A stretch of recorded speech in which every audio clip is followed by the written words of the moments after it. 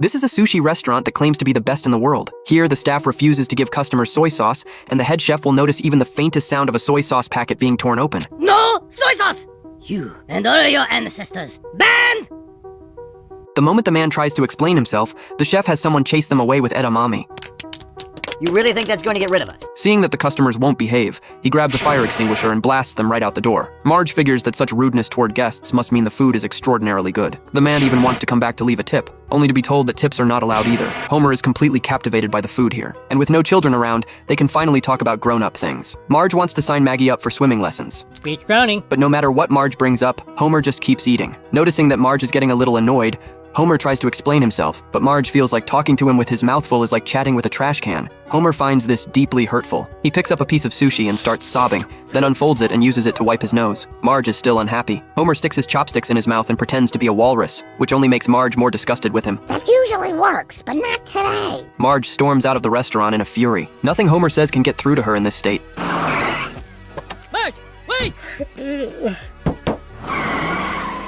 Homer suddenly feels as though his marriage has reached its end. Two options flash through his mind: face the problem head-on, or run away. He chooses to run, but barely makes it a few steps before he's gasping for breath. Now he has no choice but to face it. Back home, Marge still has to deal with the underwear Homer tossed onto the ceiling fan. Just then, Homer shuffles in on his knees. He pours out a string of sweet words and presents her with a bouquet of flowers. Well, that does sound good.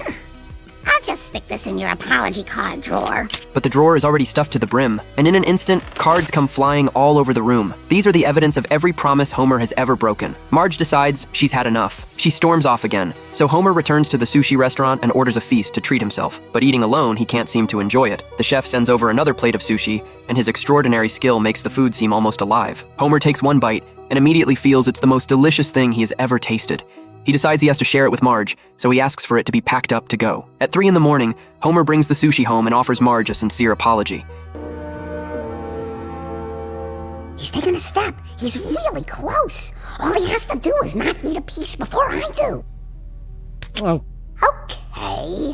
Marge was on the verge of giving him one more chance, but Homer had already let it slip away. She tells him she's not hungry and rolls over to sleep. Homer has no choice but to pour the food into the dog's bowl. Well, at least you don't have to suffer, boy. Someone fed my sushi to a dog!